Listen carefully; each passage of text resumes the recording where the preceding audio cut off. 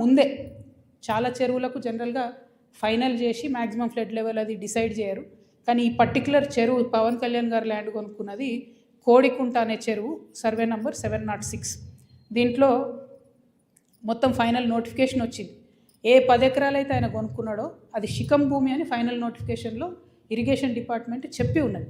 పవన్ కళ్యాణ్ గారు నిన్న మాట్లాడుకుంటే ఏమన్నారంటే, నా తప్పు ఉంటే అది శిఖం భూమి అయితే ప్రభుత్వానికి ఇచ్చేస్తామన్నారు. అయితే ఈయన రిజిస్ట్రేషన్ చేసుకునేటప్పుడు ఎన్ని తప్పులు దొరికాయంటే, అందులో ఓన్లీ 3 ఎకరాలే శిఖము, మిగతా 7 ఎకరాలు మాగాని అని రాసింది. కానీ అది తప్పు. ఖచ్చితంగా రికార్డ్స్లో ఉంది. నేను ప్రభుత్వాన్ని డిమాండ్ చేస్తూ ఉన్నాను. ఇరిగేషన్ రికార్డులో 10 ఏకర్స్ శిఖం భూమి అని ఉన్నది. ఆ కాగితాలు మా దగ్గర ఉన్నాయి. కానీ ప్రభుత్వం దగ్గర ఆల్రెడీ డేటా ఉంటుంది కాబట్టి మీరు చర్యలు తీసుకోవాలని డిమాండ్ చేస్తున్నాను. పవన్ కళ్యాణ్ గారు నేను అడిగేది ఏంటంటే, మీరు వాపస్ ఇస్తా అన్నారు కదా, వాపస్ ఇచ్చేసేయండి. మామూలు రైతుల దగ్గర తీసుకున్నప్పుడు కాంపెన్సేషన్ ఎట్లా ఇస్తారో గవర్నమెంట్, మీకు కూడా ఏ టీడీఆరో ఏ పైసలు ఇస్తారు. అర్జెంటుగా వాపస్ ఇచ్చేసేయండి. మీరు కంచె వేసిర్రు, ముందు ఆ కంచె తొలగించండి. శిఖం భూమిలో కూడా కంచె వేయడానికి ఉండదు. మీరు మట్టేసిర్రు, ఆడ గోవులకు వాటికి వీటికి గ్రాసం వేస్తున్నా అని చెప్పారు. మట్టేసిర్రు, ఆ మట్టి మొత్తం చెరువులో వేసిర్రు కాబట్టి అది కూడా తొలగించాలి. తక్షణమే మీరు వాపస్ ఇవ్వాలని చెప్పి నేను పవన్ కళ్యాణ్ గారిని డిమాండ్ చేస్తున్నాను. At the same time Pawan Kalyan garu ఏమంటాడు, అనేకమైన మాటలు అన్నాడు. తెలంగాణ వాదులు ప్రాంతీయవాదం అంటే ఉగ్రవాదం అన్నాడు. అనుకుంటా నేను గద్దరన్నకు కారు కొనిచ్చిన అన్నాడు. అంటే మీరు మా కళాకారులను ఎందుకు అవమానపరుస్తారు? ఒక పక్కనేమో ప్రొఫెసర్ నాగేశ్వర్ మాట్లాడితే ఆయన మీదకి వస్తారు, మేధావుల మీదకి. ఇంకో పక్క కళాకారులు. అసలు మీరు కూడా కళాకారుడే కదా, మీరు సినిమా యాక్టరే కదా. మీరు సినిమా యాక్టర్గా మీకు ఎట్లా వస్తుంది జీవనాధారం? ఏ సినిమాకైనా హయ్యెస్ట్ ఇన్కమ్ నైజాం నుంచే వస్తుంది. అంటే మా తెలంగాణ బిడ్డలు చూసే టికెట్లతోనే మీ సినిమాలు నడుస్తాయి. హయ్యెస్ట్ ఇన్కమ్ నైజామే, హయ్యెస్ట్ కలెక్షన్స్. అంటే మీరు కొనుక్కున్న ప్రతి కారులో మా తెలంగాణ బిడ్డలు కొన్న టికెట్ పైసలు ఉన్నాయి. మీరు కొనుక్కున్న ప్రతి భూమిలో మా తెలంగాణ బిడ్డలు కొన్న టికెట్ పైసలు ఉన్నాయి. మీరు మా గద్దరన్నను పట్టుకొని నేను కారు కొనిచ్చినానని ఆయన చనిపోయాడు. మీరు కొనిచ్చిరో కొనియలేదో ఎవరికి తెలియదు. కానీ జనరల్గా ఏమంటారంటే, మనం ఒక మంచి పొజిషన్లో ఉన్నప్పుడు కుడి చేత్తోని దానం చేస్తే ఎడమ చేతికి తెలియద్దు అంటారు. అప్పుడెప్పుడో కారు కొనిచ్చి గప్పాలు కొట్టుకునేది మీరు కొంటే కొన్నారు కావచ్చు, పెద్ద ముచ్చటేముంది. ఆయన ఎన్ని ఫోక్ ట్యూన్స్ దొంగతనాలు చేసి మీరు సినిమా పాటలు పెట్టుకుంటలేరు. ఇచ్చిర్రా ఎప్పుడన్నా రాయల్టీ మీరు ఫోక్ ఆర్టిస్టులకి? ఎప్పుడన్నా ఫోక్ ఆర్టిస్టులను ఆదుకున్నారా? చిన్న నిర్మాతలను ఆదుకున్నారా? పక్క రాష్ట్రాల్లో ఎట్లా చేస్తారు? తమిళనాడులో అక్కడిక్కడ వాళ్ళందరూ. నేను ఎందుకు ఈ మాట చెప్తా ఉన్నా అంటే, మీరు ఒకటంటే మేము 100 అనాల్సి వస్తుంది. ఒక పక్కనేమో ఇట్లా సమైక్యవాదుల దాడి మన మీద పెరుగుతుంటే, ఇక మన కర్మానికి మనకు ముఖ్యమంత్రి ఉన్నాడు, ఆయనకు తెలంగాణ అంటే తెలియదు, తెలంగాణ నీళ్ళంటే తెలియదు.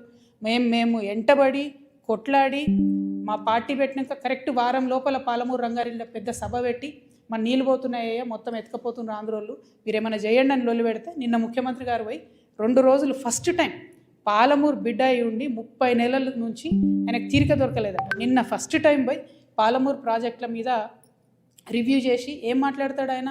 తీసుకుపోనండి 968 టీఎంసీలు మనకు వస్తే చాలు, 200 టీఎంసీలు ఆంధ్రోలు తీసుకుపోనండి, సంప్రదింపులు జరుపుతున్నాం మేమని చెప్తున్నాడు ఆయన. రేవంత్ రెడ్డి గారు, మీకు నీటి మీద అవగాహన లేకపోతే అవగాహన ఉన్న వాళ్ళతో మాట్లాడండి. వాళ్ళ ఆంధ్రోలు 200 టీఎంసీలు తీసుకుపోయిన తర్వాత రేపు పొద్దున హైదరాబాద్ నగరానికి పెరుగుతున్నటువంటి భవిష్యత్ అవసరాలకి కృష్ణా నీళ్ళు సరిపోవు, గోదావరే మనకు దిక్కు.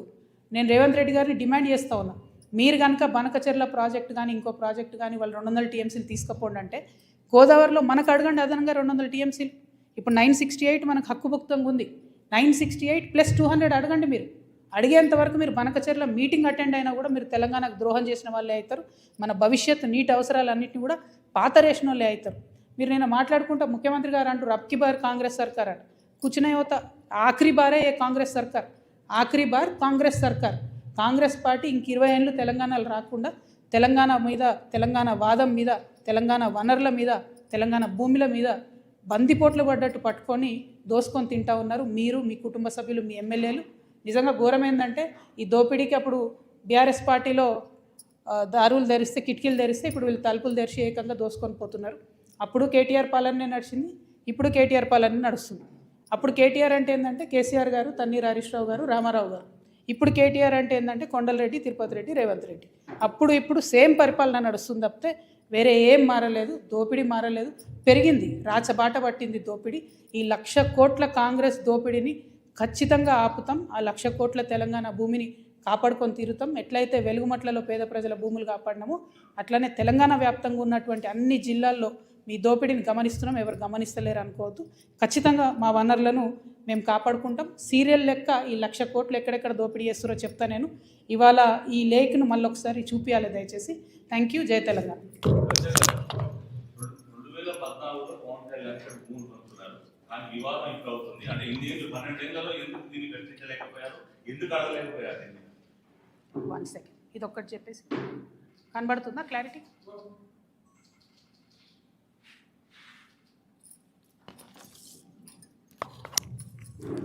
పవన్ కళ్యాణ్ కానీ ఎవరు కానీ భూములు కొనుక్కున్నా, అది రిజిస్ట్రేషన్ చేసుకున్నా, వాటి ఫైనల్ డీటెయిల్స్ తెలిసేంత వరకు మీకు తెలిసి నేను ఎక్కువ మాట్లాడను.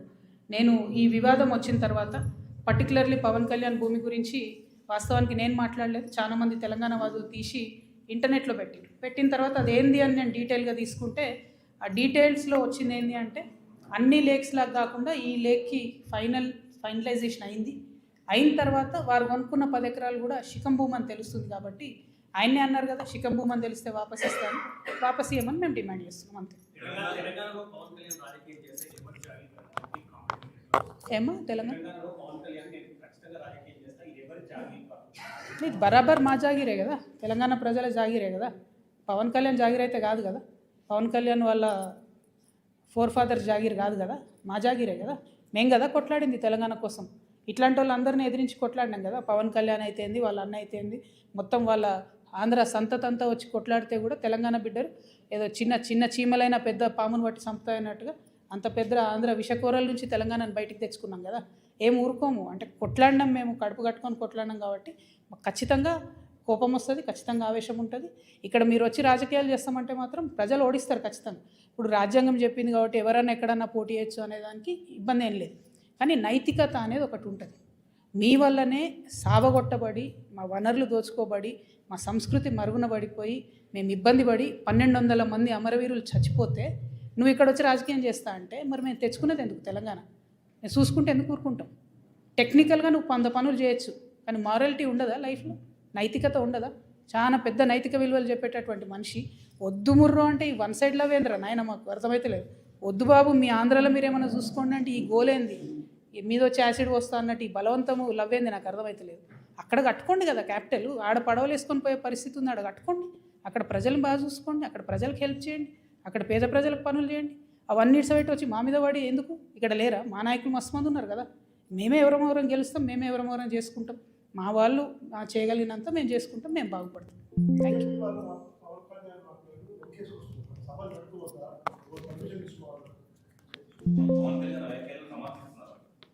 అంటే బీజేపీ వాళ్ళకి ఎవరు లీడర్ లేరు, వాళ్ళు ఏదో పవన్ కళ్యాణ్ వస్తే 2 ఓట్లు వస్తాయి అనుకుంటున్నారు. ఆ ఉన్న 8 సీట్లు కూడా పోతాయి ఈసారి, అవి కూడా రావు.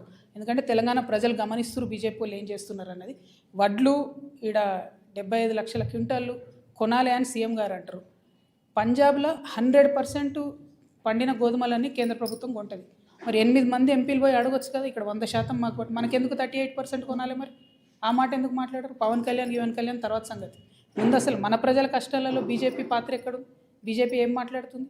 డెఫినెట్గా బీజేపీని తెలంగాణ ప్రజలు రానున్న రోజుల్లో ఎలక్షన్లో ఖచ్చితంగా బుద్ధి చెప్తారు.